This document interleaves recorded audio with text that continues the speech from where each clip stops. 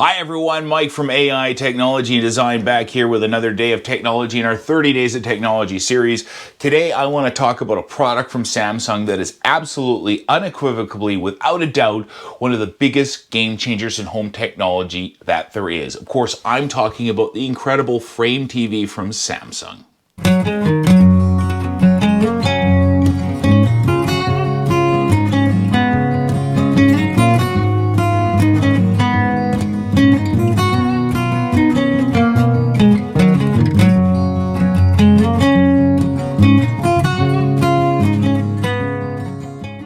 All right, so before I get into it, I would like to give you a little bit of background about my life. I have spent 25 plus years in the technology industry, and 25 of those years have been spent frustrating the heck out of designers, and I'll explain to you why.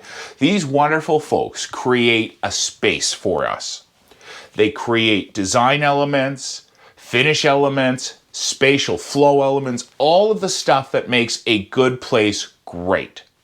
And what happens? Someone from my business goes and installs speakers that don't fit in a space, TVs that don't reflect what the room is meant to be designed for, and a whole bunch of other things, and it frustrates the heck out of the design community.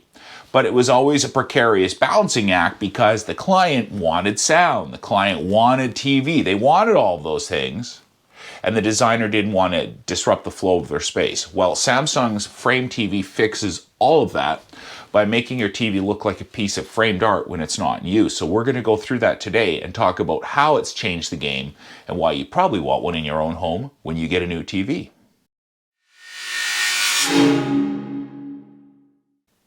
I've said this in other videos, but Samsung is doing a particularly great job of understanding two things. One, we're still going to have TVs in our house and we want them to look great, we want them to have great features. But two, we may not always want to look at the TV in a conventional sense. So they have created some amazing lifestyle options. They have some amazing TVs like the Frame. They have outdoor TVs. They have their premier short throw projectors and a lot of other solutions as well.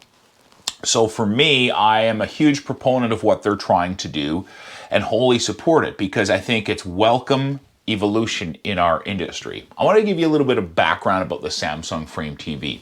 So let's think about any room in your house. As soon as you install, let's say a 65-inch TV in there, you have a 65-inch black shiny thing that collects dust and is mostly not in use. Most people watch about 2 hours or so of television per day, which means for about 22 hours a day, it's ugly, it's useless, and it's just taking up space.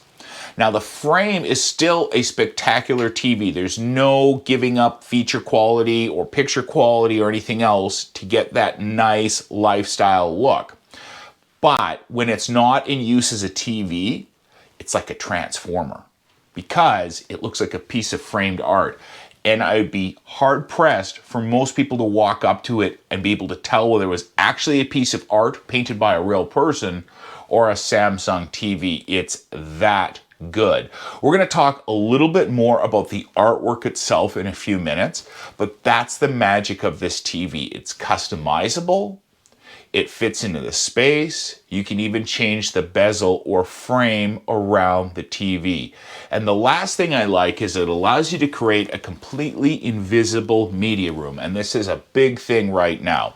I need to explain to you what that is. If you put the Samsung Frame TV up on the wall, it looks like a piece of art when it's not in use.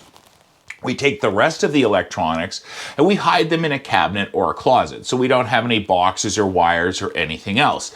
And the final part of that, and this is really important, is you want nice quality sound, especially if we're talking about a big immersive TV experience.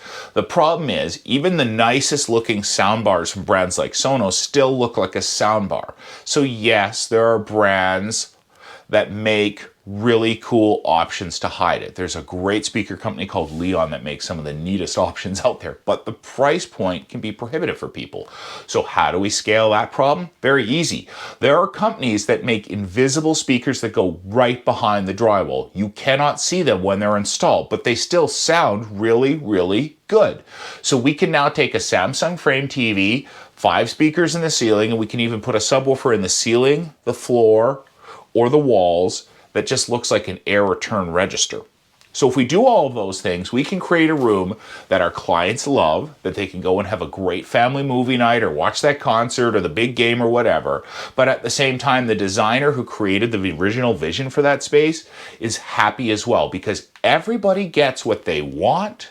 Nobody has to compromise. To me, that's the magic of the Samsung Frame TV right there. All right, so before I tell you about the Samsung Art Store and what it can do, I just want to tell you a quick story.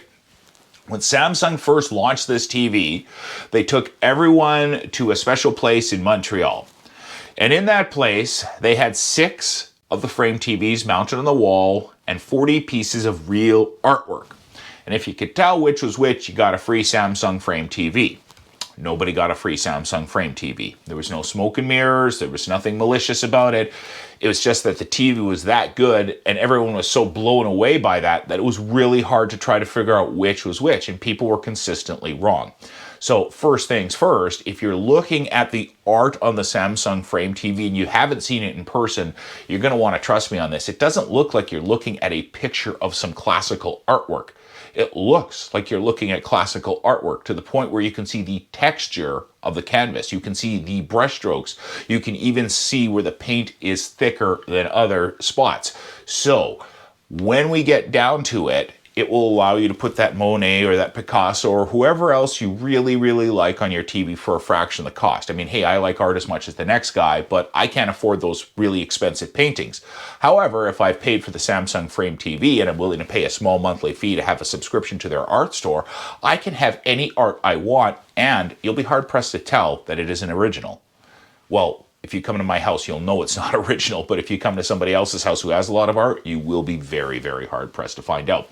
So the art store is really magical because now you have the ability to not only customize the TV to fit in the room, because we can change different bezels and things like that, but also the artwork in the room as well. So depending on the theme you have or the seasonality or the time of the year, 2 things. 1, you'll always have nice looking art in your place. 2, you'll never get bored of it because their art store allows you to change it up whenever you want. So I talked about this a little earlier. The Samsung Frame TV is very, very customizable. When you take it out of the box, it comes with a really elegant gunmetal black finish around the frame. Now, it's important to have a frame around your TV that has to do with helping your eyes focus on the TV and reducing ocular fatigue.